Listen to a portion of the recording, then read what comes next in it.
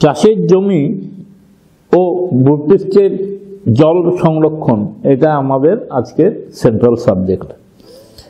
এটা একটা উপায় হচ্ছে যে জলের গতিপথ, যে পথ দিয়ে জল যাচ্ছে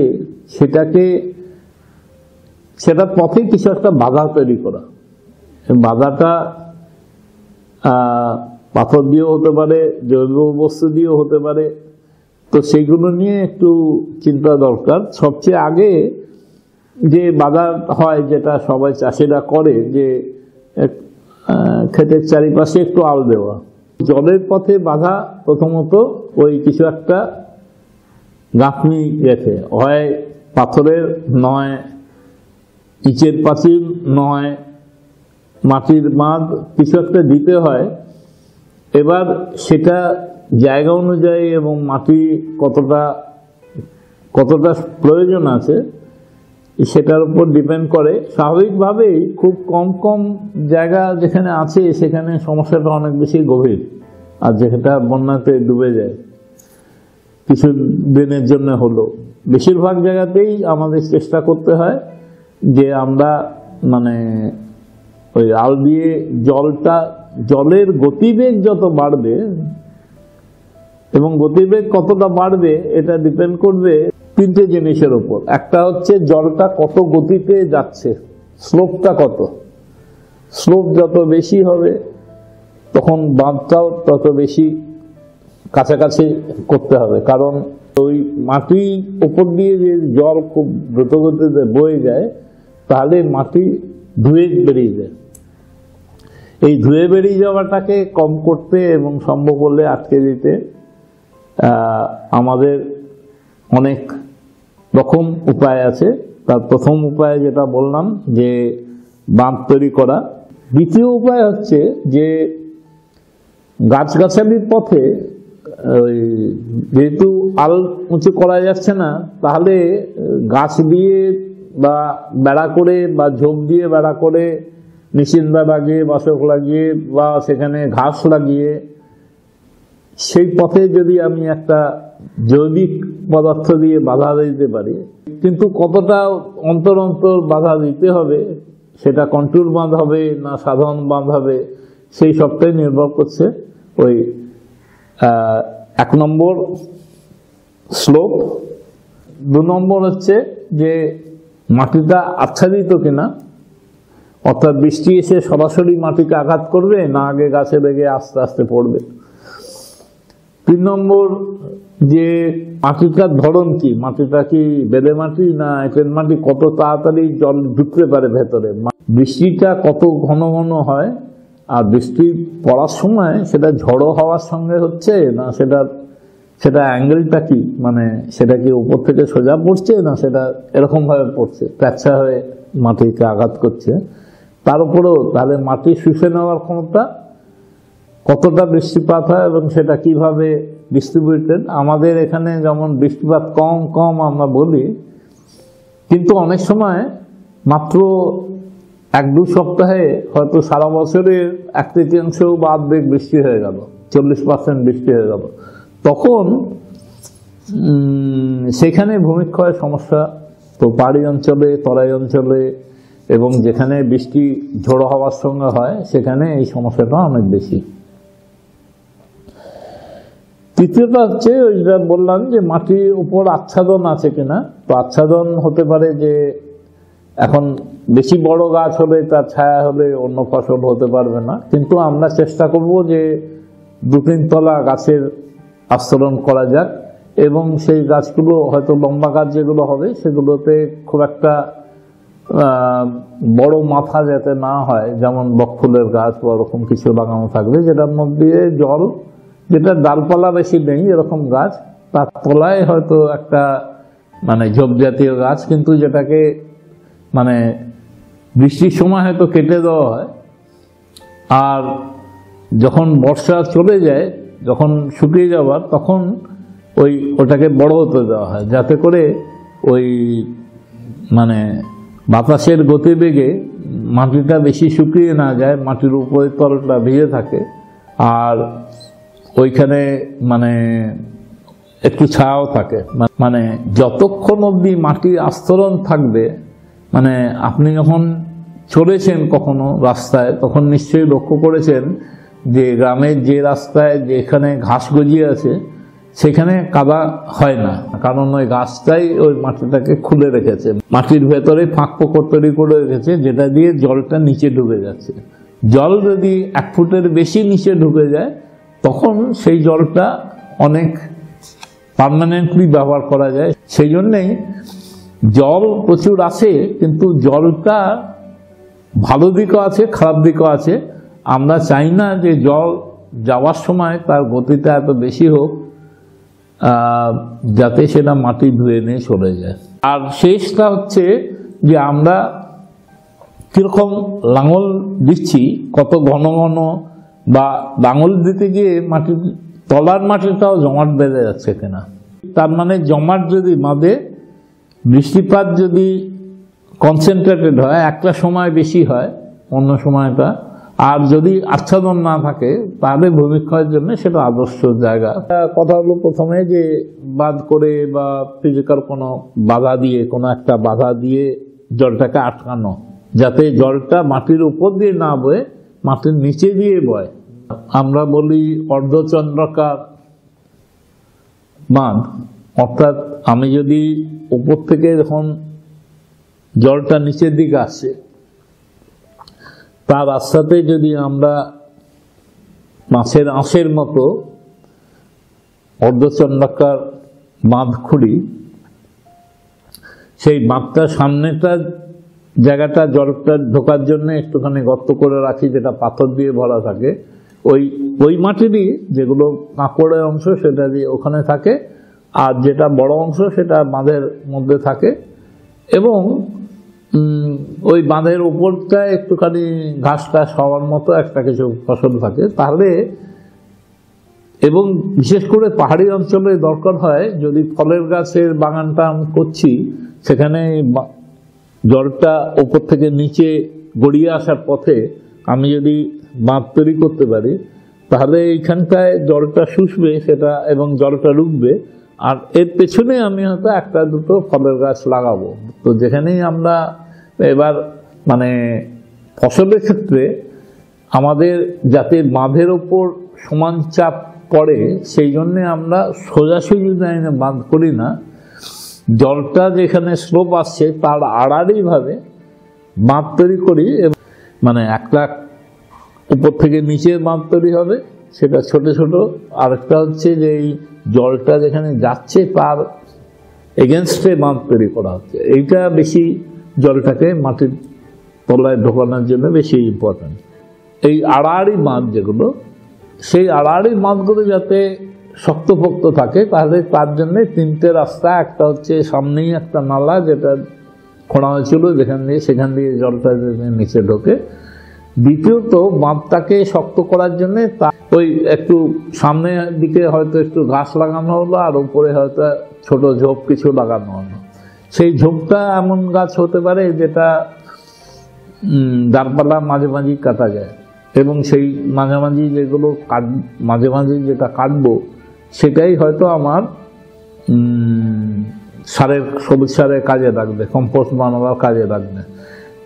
সেখানে বা পোকা তাড়ানোর কাজে লাগবে, মানে সেটা বাসক নিষিন্দাও হতে পারে, আবার সেটা ওই এক ধরনের ঘাস আছে যেটাকে আমরা ভেটিভার বলছি। কিন্তু সব জায়গাতেই যাতে সারা ক্ষেতে ছড়িয়ে না যায়, সেটাই একটা নতুন আগাছার সমস্যা না হয়ে ওঠে, সেটা জরুরি। 2 নম্বর, সেটাকে বারে বারে কাটলেও সেটা যাতে না মরে। আর আরও ভালো হয় যদি তার অর্থকরী একটা কিছু ব্যবহার থাকে, সেই গাছটা থেকে সুগন্ধি তেল বা কিছু বার করা যায়। আরেকটা হচ্ছে সেটা যাতে জন্তু জানোয়ারে বেশি না খায়, এবং বিশেষ করে শুকনো সময়টা বেঁচে থাকবে কিনা গাছটা, সেটা একটা খুব জরুরি অংশ। দ্বিতীয় চিন্তা যে মানে ডায়মন্ড বেড করা যায়, আমরা বরফি বেড বলি, অর্থাৎ এইভাবে যদি থাকে তাহলে মাটির যেটা স্লোপ আছে সেই স্লোপটার ওপরে যাতে ওইটা ভেঙে না বেড়ে, সেই জন্যে ওরকম করা হয়। এখানে স্লোপটাই প্রধান চাষের এরিয়া, বাকি জায়গাটা জল সংরক্ষণের জন্য ব্যবহার করা হয়। তার মানে এটা অর্চার্ডের ক্ষেত্রে বা যেখানে ওই পাহাড়ি জমি সেই সব ক্ষেত্রে এটা বেশি জরুরি। এটা নর্মাল ক্ষেত্রে, কারণ মাত্র এটা হচ্ছে 10 ফুট বাই 10 ফুটের জায়গা, মানে বরফি অর্ধেক বরফি, ওপরতে বরফি নেই, কিন্তু ওই কন্ট্রোল করার জন্য যদি অনেক অসুবিধা হয় তাহলে তার বিকল্প এটাও আছে। আর আমাদের যেগুলো বন্যাপ্রবণ অঞ্চল সেখানে ওই ক্ষেতের এক প্রান্ত, যেটা সবচেয়ে নিচু প্রান্ত, সেখানে বাঁধের সামনে একটু গর্ত করা যায় কিনা, আর যদি সেখান দিয়ে চলাফেরা করতে হয় তাহলে আমরা গর্তটা মাটি দিয়ে না ভরে বড় বড় ছোট পাথর দিয়ে ভরবো, যাতে করে ওটা খোলা থাকে। মানে উপরটা সমতল দেখে মনে হচ্ছে, কিন্তু ওই জায়গাটা মাটির ভেতরে গর্ত, জলটা ঢুকে যাওয়া। রাস্তার ধারে যেমন হাইড্রেন্ট থাকে ওরকমই ওটা একটা হাইড্রেন্টের কাজ করছে, জলটাকে শুষে নেওয়ার সাহায্য করছে। তৃতীয়ত আমরা মালচের কথা বলছি, মানে হচ্ছে মাটিটাকে জৈব বস্তু দিয়ে বা অজৈব বস্তু দিয়ে ঢাকা রাখা। ওই যে নালাদের কোনো ডাইন দিয়ে মাছ করে রাখা হলো, ওটাও এক ধরনের মাছ। আরেকটা হচ্ছে ক্ষেত যেখানে হচ্ছে, মানে যেখানে গাছ বা ফসল হচ্ছে, যেখানে ঢ্যাঁড়স হচ্ছে, যেখানে বেগুন হচ্ছে, যেখানে অন্য কিছু গাছ হচ্ছে, যেটা একটু উঁচু, সেই গাছটাকে হয় একটা আচ্ছাদক ফসল, যেমন টমেটো হলে তার তলায় যদি আমরা তার সাথী ফসল হিসেবে পেঁয়াজ কিংবা ধনেপাতা কিংবা কিছু ব্যবহার করতে পারি, তাহলে যেখানে এই লম্বা লম্বা টমেটোর গাছ হচ্ছে তার তলায় ধনেপাতার বীজ থাকলে দুদিকেরই সুবিধে, কিছু এক্সট্রা পয়সা পাওয়া যাবে, সেটা সুবিধে। আর ধনেপাতাটা খুব তাড়াতাড়ি বাড়ছে না, আস্তে আস্তে বাড়ছে, কিন্তু ওটার ধনেপাতা দিয়ে আচ্ছাদিত হয়ে থাকার ফলে শুধু যে জলের সুবিধা হচ্ছে তার বৃষ্টির জল ধরে রাখা ক্ষমতা বাড়ছে। আরেকটা হচ্ছে ঘাস পাতা বেশি বেরোচ্ছে না, সেখানে রিড বেশি বেরোচ্ছে না। আরেকটা হচ্ছে যে সেটার গন্ধ ওই টমেটোর পোকামাকড়কে কাছে আসতে দিচ্ছে না, তারা পছন্দ করে না ওর যে গন্ধটা, সেটা ভেবে, মানে ওইটা একটা উদাহরণ, কিন্তু এই ধরনের নানা রকম জৈব আচ্ছাদন হতে পারে, এটাকে আচ্ছাদক ফসল বলা হয়। আর অন্য মাছ যেটা, সেটা মাটির ভেতরে একটা অগভীর গর্ত করে 3-4 ফুট গর্ত করে, সেখানে যদি আমরা শীতের সময় যেসব গাছের পাতা ঝরা গাছ, অন্য গাছ, সেই পাতাগুলো শুধু দিয়ে রাখি। শুধু দেওয়ার আগে একবার জলে ভিজিয়ে নিয়ে শুকনো পাতাটাকে একবার, সামান্য গোবর, এক বালতি জলে হয়তো 1 কাপ গোবর, মানে সেইটুকু দিয়ে ওইটাকে চুবিয়ে ওখানে গর্ত ভরা হতো, মাটি দিয়ে ঢেকে রাখা হতো। এটা 2-3 মাস থাকলেই পাতাটা কম্পোস্ট হবে না, পাতাটা মালচ হবে। এটা দেওয়ার সুবিধা হচ্ছে যে শুকনো পাতা দিয়ে রাখলে সেটা ঝড়ে উড়ে যেতে পারে, সেটা উইপোকা খেতে আসতে পারে, শুকনো জায়গা হবে, আর সেটা কারোর বিড়ির আগুনে জ্বলে যেতে পারে, আগুন লাগতে পারে। কিন্তু যদি পাতাটাই হাফ পচা হয়, ভিজে হয়, তাহলে এই সমস্যাগুলো আর থাকে না। প্রচুর যেখানে চাষ হয়, পুরুলিয়ার, বাঁকুড়ায়, সেখানে তারা ওই পলাশ গাছের পাতা যেহেতু প্রচুর পাওয়া যায়, ওইটাকেই ব্যবহার করে মালচ হিসেবে। তো শুকনো খড় দিয়ে, শুকনো পাতা দিয়ে, শুকনো অন্য যে কোনো জিনিস দিয়ে, যেমন নারকলগুলো যখন কাটা হচ্ছে, নারকলের ছোবড়া, কিন্তু মাটির নিচে মেশানো চলবে না, এটা যেহেতু কার্বন প্রধান জিনিস, সেটা দিয়ে মাটিকে আচ্ছাদন করে রাখার কথা ভাবা হয়। আরেকটা কথা হচ্ছে, যেখানে মাটিটা খুব কমজোর হয়ে গেছে, মানে সেখানে ভালো করে ঘাসও গজাচ্ছে না, সেরকম জায়গায় মাটিতে জৈব উপাদানকে আগে বাড়ানোর জন্য আমরা সয়েল রিজেনারেশন মিক্সচার বলি।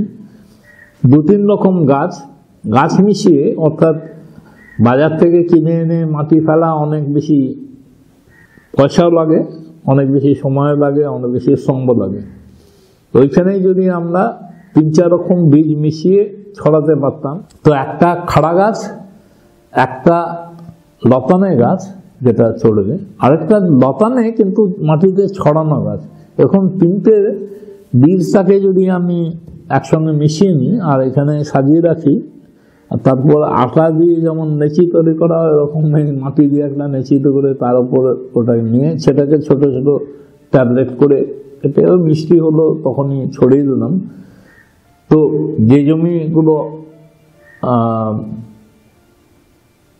পড়ে আছে, কিছু চাষ হচ্ছে না অনেকদিন ধরে, মানে স্থায়ী পতির জমি, সেই জমিগুলোকেও যদি আমরা, আমাদের এখন আর সেই বিলাসিতা সময় নেই যে এই জমিটা কোনো কিছুর জন্য ভালো নয়, চাষ করে যাবে না। কোনো কিছু না করাটা মাটি ক্ষয়ের রাস্তা। তো কোনো কিছু না করে অন্তত আগাছা দিয়েও যদি ঢেকে রাখা যায়, যেটা সুতি জাতের আগাছা, যে আগাছাটা প্রায় অর্ধেক বছর বা 1 বছর থাকবে, আর যেটা অনেক পাতা হয়, সেগুলো আমাদের কাজে লাগবে। সেই গাছকে কাজে লাগিয়ে কী করে মাটিটাকে উর্বর করে দেওয়া যায়, সেটাকে কেটে মেশানো যেতে পারে, অথবা কেটে ওখানেই ফেলে দিয়ে ও তার মধ্যে দিয়ে কাঠি দিয়ে শক্ত করে সেখানে হয়তো মানে কিছু ফসল লাগানো যায়। আর শেষ যেটা, বছরে 1 বার কি 2 বার, এবং তাও 3-4 ইঞ্চির বেশি নয়, এরকম চষা উচিত। যদি হয় তার বেশি করলেই, ওটাও যদি বিনা চাষে সম্ভব হয়, যখন মাটি ভালো হয়ে যাবে তখন বিনা লাঙলেই কাজ হবে। কিন্তু যদি লাঙল দিই, তাহলে আমাদের প্রাচীনকালের যে সিস্টেম, মানে এই যে ভুল ধারণা মাথায় ঢুকেছে, যত গভীর করে ঢুকে নতুন মাটিকে উপরে তুলে দেবো তত বেশি ভালো ফসল হবে, তো তত বেশি ফসল হবে না। জমিটাতে যদি খুব বেশি আগাছা থাকে, এতটা অবধি হয়তো ঘাস হয়ে আছে, সেই ঘাসের ভেতর এখন এই ঘাসটাকে কেটে দেওয়া, জ্বালিয়ে দেওয়া, এটা করা অনেক বেশি কষ্ট লাগে, পয়সাও লাগে, ক্ষতিকরও প্রকৃতির পক্ষে। এখানে যদি আমি সিম্পলি 10 ফুট দূরে দূরে, 10 ফুট অন্তর অন্তর, আর এখানে 3 ফুট অন্তর অন্তর ওই কিছু শিম আছে, যেমন তরুকলা বলে, ভেলভেট বিন যেটাকে আমরা বলি, বা কিছু, সেটা যখন বেশি উঁচুতে চড়ার গাছ, কিন্তু সেটা যখন চড়ার জায়গা পাবে না, তখন এই যে 10 ফুট দূরে দূরে আমরা লতাটা দিলাম, ওই ছুটিটা বেড়ে উঠে ওই তার ভারে ঘাসগুলো সব পড়ে যাবে, আর তার তলায় চাপা পড়বে। তো ঘাসগুলো যখন, ঘাস আগাছা সেগুলো যখন চাপা পড়বে, তখন তারা সূর্যের আলো পাবে না, সুতরাং তারা বাড়তে পারবে না। কিংবা বর্ষার শুরুতে ওইটা যেহেতু পতির জমি, ওখানে ঘাসই হচ্ছে, তো ওইখানে আমরা ওই একটা আবের মতো করে সেখানে হয়তো তার উপরে ভেলভেট বিন দিয়ে গেলাম, ওই গাছটা হয়ে ওইদিকে একটা গাছ আবার 10 ফিট পরে তারা হয়ে ঘাসের উপর চেপে গেল। তখন বর্ষার শেষে আমি তখন সেগুলোকে 6 মাস পরে কেটে দিলাম, তো ওইগুলো তখন পচতে শুরু করলো। তার 1 মাস পরে আমরা যে কোনো ফসল লাগাতে পারি, তাহলে উপরতলের মাটি তৈরি হবে, আমাদের বেশি কষ্ট করতে হবে না। অন্তত এইগুলোই প্রধান কথা, যে হয় আমি একটা কোনো বাহ্যিক বাধা তৈরি করা, অথবা একটা জৈবিক বাধা তৈরি করা, অথবা দুটোর কম্বিনেশন করা, অথবা একটা ফসল দিয়ে বা একটা আগাছা দিয়ে জমিটাকে ঢেকে রাখা। আমাদের যে প্রাকৃতিক চাষ বা ইকোলজিক্যাল এগ্রিকালচার বা যাই বলি, যে নামই ডাকি, সেটার প্রধান কথা হচ্ছে সংরক্ষণ। সংরক্ষণ সব জিনিসের, মাটির সংরক্ষণ, জলের সংরক্ষণ, জীবজন্তুর বৈচিত্র্যের সংরক্ষণ, আমাদের সংস্কৃতির সংরক্ষণ, যেগুলো আমরা খেতে অভ্যস্ত, সেই জিনিসগুলোকে বাঁচিয়ে রাখা। তো সংরক্ষণ হচ্ছে এই বিকল্প চাষের প্রধান পদ্ধতি, এবং কোন সংরক্ষণটা কোনটাকে একটা অপরটাকে সাপোর্ট করে। তো আজকে আমরা প্রধানত মাটি ও জল সংরক্ষণ নিয়ে কথা বললাম।